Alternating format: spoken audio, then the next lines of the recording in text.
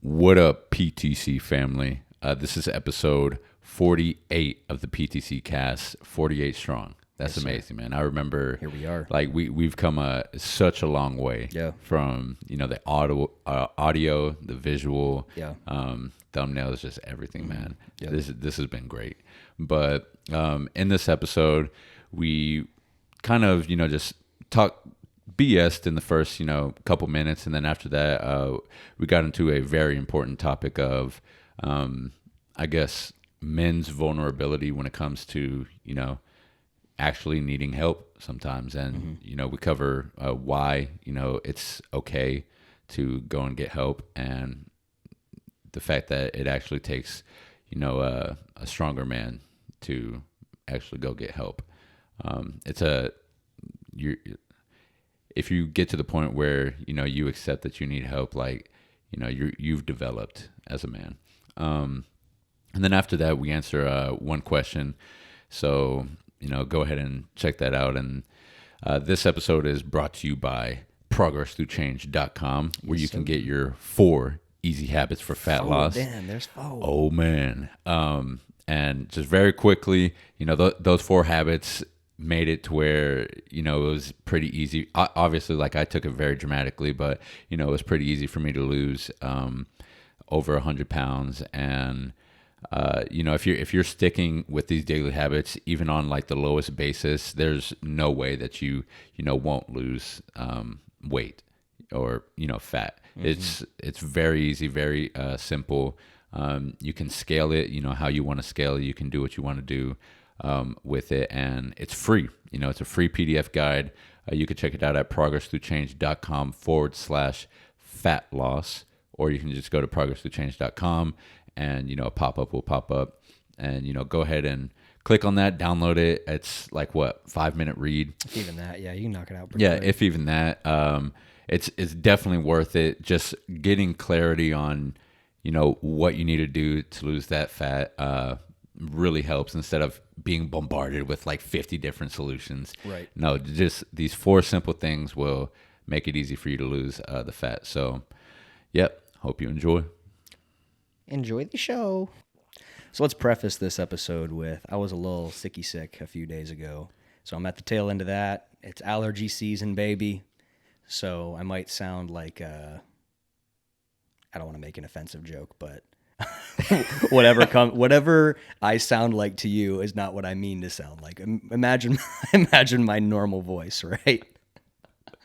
So that's where we're at on this fine Saturday morning. Your voice sounds normal. How's your week going, buddy? It's going really good, man. When it comes to the allergies, I was having horrible allergies too, and I would do like the pill at night, and then the nasal thing. Oh, that what I found out? What's that? No, not the rinse. It's like a nasal spray. Oh, yeah. You know what I found out? So with the nasal spray, you're not supposed to like push it and then go. You're not supposed to do that. You're not supposed to snort it. You just push it and. Well, you're supposed to like coat the inside of your nose with it. So like if you can taste it in the back of your throat, you're doing it wrong. So then you're like swallowing it, right? If you can taste it in the back of your throat. Yeah. That's what I was doing for like years, bro.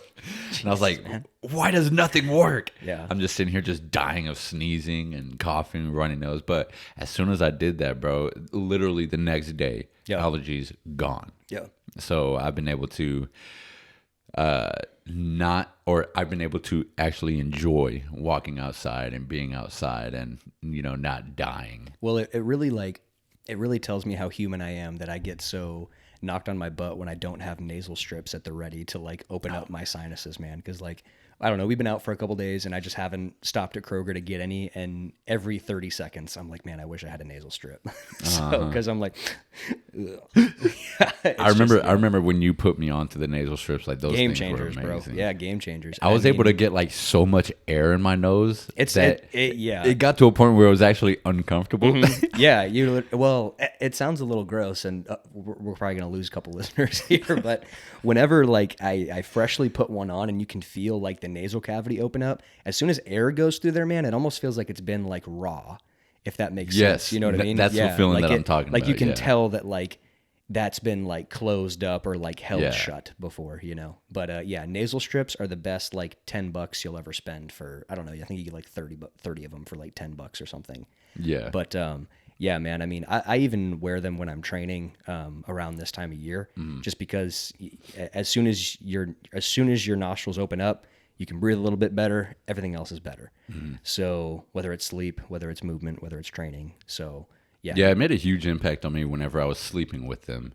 I kind of just, forgot, about using them after a while, but it definitely did help with sleep. I don't know anything about the structure of the nasal cavity or anything like that, but what I will say is I know when most people lay on their back, if they have allergies or they're just already closes stopped up, up. yeah, then they can't breathe at all. And I know 100% for a fact with nasal strips that changes it for me for sure, man. Yeah, it for does. Sure. Yeah. So, but yeah, anyways, that's where we're at today on this fine Saturday That's morning. segment number one. Yeah, that's my first complaint. What do I got next? I don't know, man. What about what we were talking about, before the podcast? The fact that there's, I feel like there's a problem out there with, men not being able to, or men not feeling like they're able to, I guess, talk about their problems and, things like that. And the reason why I guess I say this is because I remember before I actually felt the depression and the hopelessness and all of that. Sure.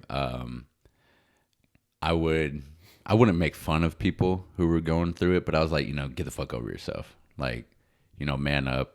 Like, this ain't, like, get over yourself. Go do what you got to do. Just kind of a deal with it mentality. Yeah, deal with it mentality. But then after, I experienced it, it was like, okay, well, this stuff is actually real. And if it gets, bad enough, then it is debilitating and hard to, do the normal day in and day out things.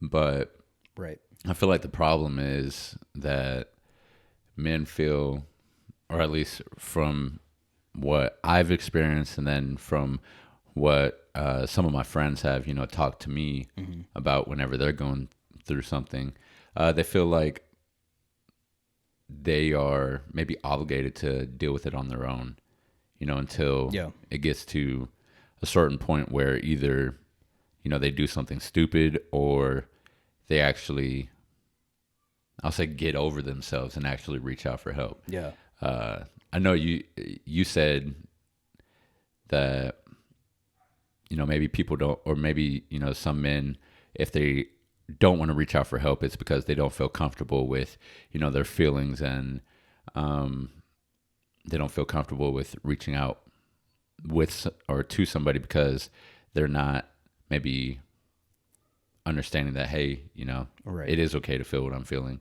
And I know that that's what I experienced. I waited until 3.5 months of dealing with that every single day until I realized, like you said, I'm getting in my own way. Yeah.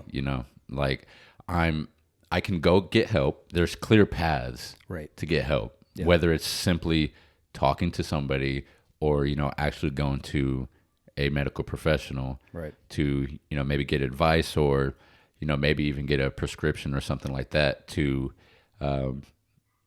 help yourself with what's broken.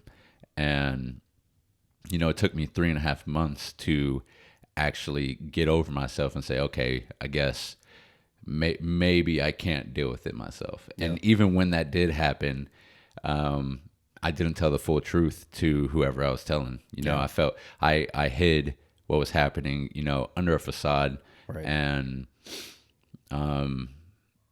eventually I was able to get, the help that I needed. And for me, it really helped just talking to people. But for the people who I guess are going through something and they feel like they can't talk to somebody, what do you think about what they should do and how to get over or get through whatever they're going through. Yeah, well, I'm glad you number one, I'm glad you brought this up, right? Because it's that time of year, man. That seasonal Yeah. depression is not far around the corner. We have less sunshine, which usually means less movement, which might mean less time outside, which might mean a little bit more feelings of whatever, sadness, loneliness, and that can lead into some of that seasonal depression. And that's definitely something that I know I deal with for sure. It's almost like every year I find myself with a little bit of a gray cloud over my head, around whatever, November, December, January, and then we kind of usually start to crank back up in the spring. But so anyways, I'm glad you brought that up. But no, to your point, like, I don't know, man. I think for me, one of the big reasons that I finally decided to reach out to someone for help a long time ago was because I was finally at a point where I was comfortable enough with myself to admit that I needed that help. Yeah. Kind of similar to what you had said. And I think that's sort of a big step for a lot of people. A lot of guys specifically, is like dropping the facade of needing to know all, or needing to have all the answers, or needing to be able to do it yourself. It's kind of that like machismo, chest puffed up, like, okay, I have to be the one to do it or to figure it out. And I would be lying if I said I wasn't still stubborn in that way with some things. Sometimes I'm definitely still hesitant to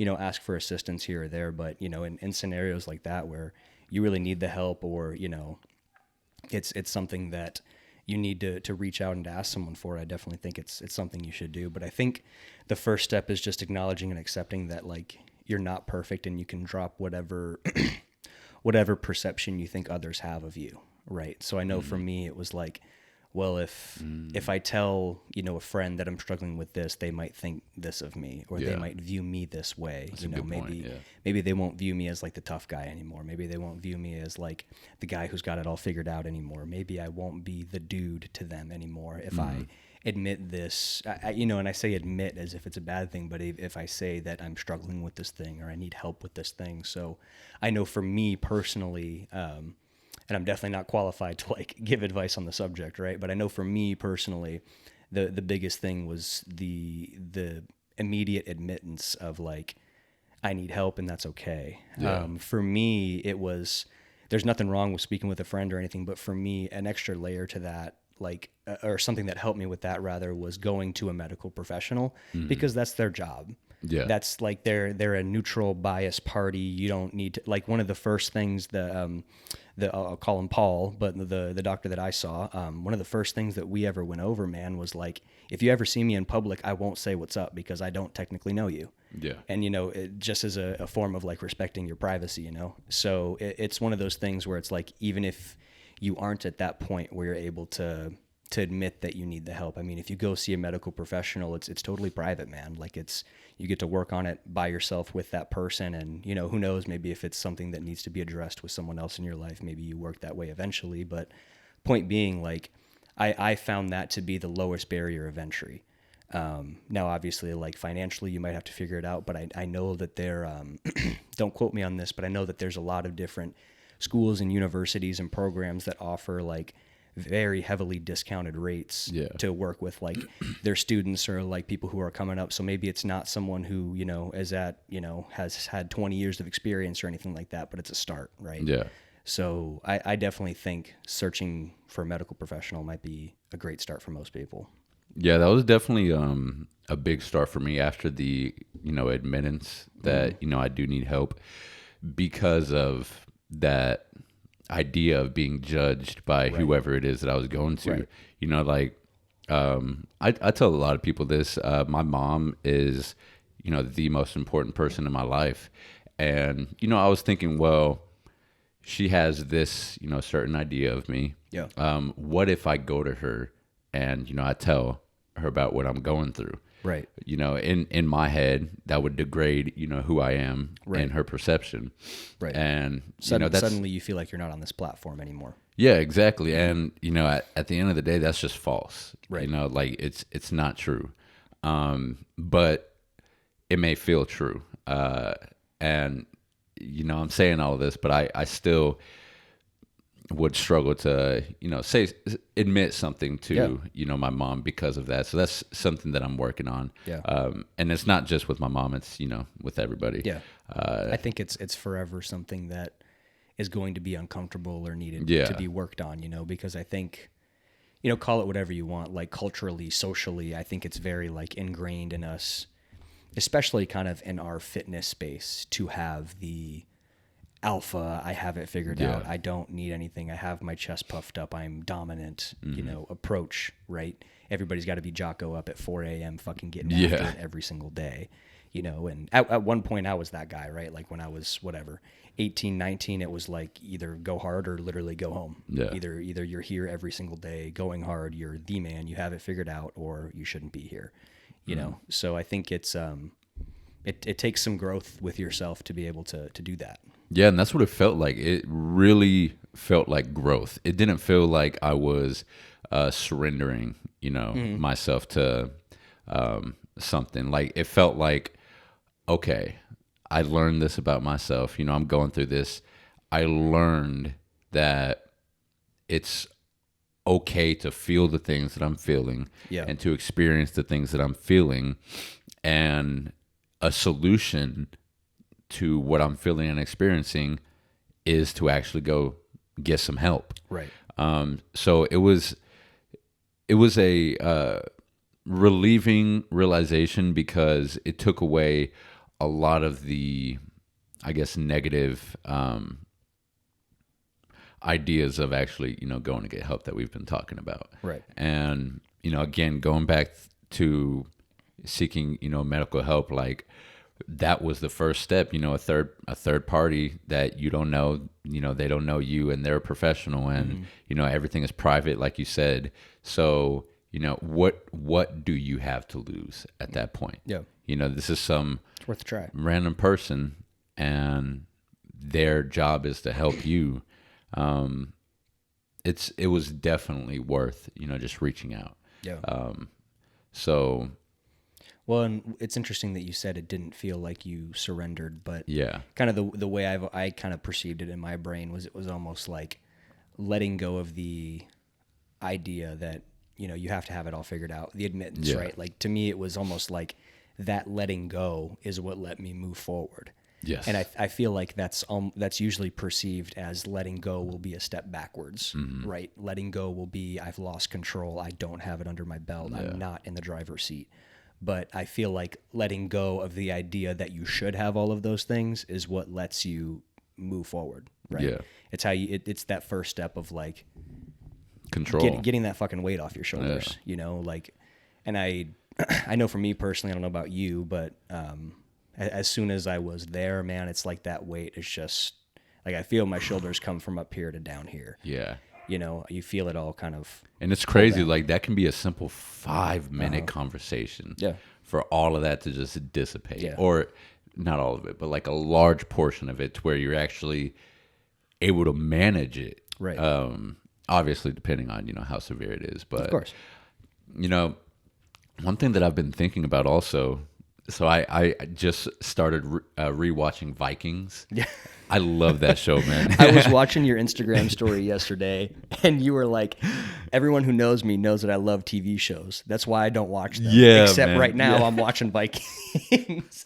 She's like, I don't watch them except right now. Yeah, man. But this will all tie in. So, in Vikings, it's about, Northmen and their lifestyle and also, some history with, England and. Is it like historically accurate at all, or is it based off any stories? Or anything like that? It is to an extent. Okay. Like, all the characters. Maybe not all of them are real. Sure. But Ragnar Lothbrok was real. Okay. But I was, after thinking about, this idea of men, being able to go to somebody for help, I was watching this show. And, these are obviously all manly men. Right. The typical idea of masculinity. Yeah, exactly. Yeah, just long beards, long hair, just the primordial idea of masculinity. Right. And when I was watching it and, this idea of not being able to go to somebody was in my head, you look at this show or you think about like back in the day And, these other manly men were surrounded by other manly men, Right. A group or groups of them. But then you look at now and like, I don't know about you, but I don't have a brotherhood, Yeah. with manly men that I'm around on a regular basis. Yeah. And I think that there's something to having, a man-to-man conversation about what's actually going on in your life. Yeah. Instead of, a man-to-woman or a man-to-professional, just a man-to-man conversation. And, we don't have that. And, Yeah. I think about the most healing times for me, when, I was going through what I was going through, and, the people that I talked to, that are going through something, some of the most healing times is when they're talking to other men about what they're going through. Right. Like when I would talk to you about what I was going through, Yeah. or when I would talk to, some of the powerlifting friends about what I was going to Right. or going through. Like there was like another level of, I don't even know what to call it, man. Camaraderie. Maybe like obviously, it built that bond more, but just another level of healing, Is it maybe the is it maybe that you would view that person kind of in the same playing field as yourself? Like that, because maybe if you're working with a professional, you look at them as someone who is a professional, so not above you in a value sense, but above you in like there's an authority figure sense. almost like in a detached sense, like, who are they? Who's the medical professional? They're really like nobody to you. But, me talking to you or, one of my powerlifting friends or another, man, like it felt like there was some, maybe the word I'm looking for is like some type of relation there. And it was always better than, going to, a professional or a family member, Yeah. or something like that. And I don't know what, I just figured I'd bring that up because like I think about, or as I was watching Vikings, like they're going through hardships, but they Right. all have each other. Right. They all have other, like a group of other men who are going through shit. Yeah. And I don't know, like maybe there's something to that. It's just a thought that crossed my mind. Well, I feel like we are currently more connected and disconnected than we have ever been. Yeah. So it's like, how many people do you talk to a day, but how many people do you have a conversation with a day? Yeah. How many people good do you point. see on Instagram a day, but how many people do you see a day? If that makes sense. It does, yeah. And a lot of us now, maybe we work from home, maybe we sit in a cubicle from 9 to 5, and the only time we're talking to the guy next to us is to ask him about work or something. Like, Yeah. I think just the way our culture and society has moved, it's like we're more naturally just kind of like on our own, if that makes sense. Definitely. So, I think that, and maybe we're a little less reliant on each other than we used to be, and so I think that could be, looking for that. Brotherhood was the word you used, but, I think it's just looking for that, maybe community feel. Okay. I think it's just we're naturally, like, with the way the world is right now, I don't think we're as linked together with each other, whether that's like, you go out to dinner, and I know this is an easy pick, right? But you go out to dinner, and how many people are looking at their phones and not having a conversation or not, interacting, or how many kids are pacified with iPads, and you know what I mean? I think it's kind of I think it's a layer of that. At least for me personally, when I felt that way, it's like I communicate with so many people every day, and at work it's one thing because all of those are relationships that I get to build with a set amount of time every week. But it's like the outside ones, whether it's people in passing at the gym, or it's text back and forth with friends, or sometimes even like conversation with Brianna. Like I'll let be in one ear or out the other because I'm distracted with something else. And so I think it's a layer of like where we are with social media connection, and how we are all together, but we're apart at the same time. So I know for me personally, it's almost like a layer of that. Yeah. If that makes sense. No, that's a really good way of putting it. I really like the idea of, being connected but not connected. Because that's definitely what it feels like, like right now I talk to, a lot of people on a daily basis, but I don't really have like an actual conversation right with a lot of people on right. a daily basis. And I don't know if we're meant to have like, everybody has like 2,000 Facebook friends or whatever, but I don't even know if we're like, if our brains are able to handle that many like relationships and information and you know what I'm saying? Like, I mean, how many personal relationships can we have until we have so many that they all start to dissipate in quality? Right? Yeah, not even being there's relationships. Only, right, yeah. because there's only like so much time. So all I'm saying is you can only realistically have so many relationships, right? Or so many like real conversations and relationships with people. So I don't know, that could be part of it as well. But yeah, to kind of wrap that all up back to mental health, man. Like I think a big thing is just being able to find someone that you can have a conversation with. So being able to admit that you need that, and then, maybe a medical professional isn't the way you want to go, then you find someone who you do feel like you can confide in. Yeah. So whether it's a training partner, a friend, a mentor, a brother, a sister, a parent, I mean, whoever, Actually have somebody that you can talk to. Yeah. Yeah. Yeah. 100%, man. You want to answer a question? Let's do it. Let's do it. So, I have a powerlifting client. His name is Jay Biggs, and he's about to go to New York City for a couple of weeks. And his question is, I'm about to go to New York City, and I don't want to lose my progress when it comes to training. How long does it usually take for me to start losing, my gains in the gym? I think that's definitely going to be person dependent. Yeah. Everywhere from genetics to also like lifestyle dependent. So are you someone who's, still eating enough protein and sleeping 8 hours a night, or are you someone whose diet went to shit and is sleeping 4 hours a night? As far as like, being worried about losing your progress, I will say like usually when people travel, I just encourage them to do the best they can.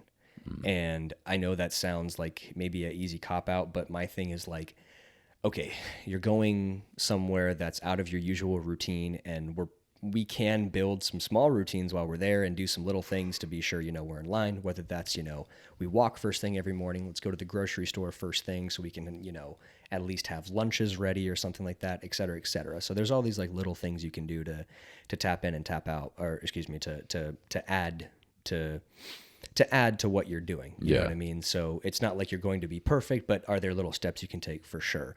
So usually like some simple things to me would be, like I said, build a walking routine in the mornings. So it's like, hey, you're up first thing. Let's go walk for 15 minutes wherever if you're in New York, great. Go up and down the block, go check something out. I don't know. Maybe you can find a treadmill in the apartment complex, whatever. I also think, yes, let's go to the grocery store. Let's be sure we can at least, have some snacks ready. I would encourage you to pack some protein powder just when you travel with TSA. Just write not cocaine on it. That way you're good. But I would encourage that as well. But it's also one of those things, man, where, again, you're going to be out of routine. You can build some small routines, but you're not going to be perfect, and accept that, We're always going to kind of move in these waves. It's not like you're going to take like 15 steps back. You know what I mean? As long as you're doing the little things that you can. If you're going to be there for a few weeks, maybe you could try to find a gym that'll give you a month pass, and then you try to go, let's say you usually lift 5 days a week. Maybe you just try to go 3 days a week, and maybe you just kind of simplify and pick your big meat and potatoes exercises. Okay. Like I think the big thing is just, I've said this before, but people tend to look at fitness as like an on-off switch, right? Yeah. It's a dial, man, 0 to 10, right? So let's say you're usually 8, 9, 10. You're going on vacation. Instead of being all the way to fucking 0, we can go 3, 4, 5. Yeah. We can go 6, 7. We can kind of play with it, right? Like you don't need to. I am guilty of throwing out the baby with the bathwater. You know what I mean? Like. If throwing out the baby with the bathwater. You never heard that phrase before? Okay, you never heard that phrase. So it's like if I'm going to be out of town and traveling, and I can't train the way I want to eat, and I can't eat my meals, I'm just not going to do anything. Okay, yeah. You know what I mean? It's that all or nothing mentality. Man, yeah. Right? Exactly. And that's that's kind of like the big pitfall of people who might be perfectionists or people who like to train hard and everything. It's like, if I can't do it the way I want to, I'm not going to do it at all. And it's like, if you hold yourself to that expectation while you're outside of your environment, in my opinion, you're setting yourself up for failure. It's going to fall apart. Yeah, man. It's like, look, I don't know if you travel often or not, if it's for work, if it's not, whatever, but like, try to enjoy it for what it is. And, you know, there's what I like to do as well is I like to make like some mini micro like goals within there as well. So, you know, when I was recovering from hernia surgery and I couldn't do much, it's like, okay, well, I can do calf raises and I can do the little forearm grippy thing. So I was I literally built like a training routine around that. And I know that sounds silly, but it was like, okay, look, it's 15 minutes a day for me to maintain my sanity and do something halfway productive while I'm recovering. So like, let me just do this. So, you know, obviously some people go vacation and they want to be like super vacation mode and not do shit, and more power to you, but just be ready to have to work a little bit harder when you get back. You know, I will say like muscle memory is a real thing. So, you know, if it is a significant amount of time and you lose a little bit of tissue, you'll be able to build it back in most scenarios. Yeah, man. I mean, that's really everything that comes to mind on the topic. What do you got? Dude, you covered everything. I think about this a lot, to be honest, man, because I don't know. I am just very like, I just love this for what it is. Yeah. So I have always tried to do it at varying levels of scale, right? Whether it's like, it's all I'm focused on and I'm doing it, you know, I'm literally training myself 20 hours a week with whatever, a bodybuilding show or something, or if I'm, you know, going hardcore on work and I'm working out 2 hours a week. Like I just love moving things to scale because it gives you an opportunity to try different things and to see, you know, what can I do to progress? Where is my opportunity for growth in this current scenario? Gotcha. If that makes sense. So yeah, I've thought about it a lot. Yeah, I can tell.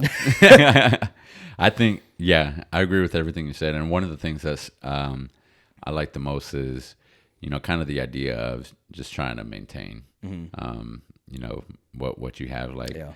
Or trying to maintain what you can maintain. Yeah. Like after your hernia surgery, you know, you're just trying to maintain, even if it's just the idea of training. Like, obviously, that's not going to maintain the size of your legs or your biceps or, you know, any of that. But it will maintain, you know, the idea of, you know, putting in work. Yeah. And I like that. Yeah. Yeah, 100%, man. So that's kind of where I lie on that one. So we can wrap it up there. Let's do it. Thank you all for listening. We'll catch you in the next one. Peace.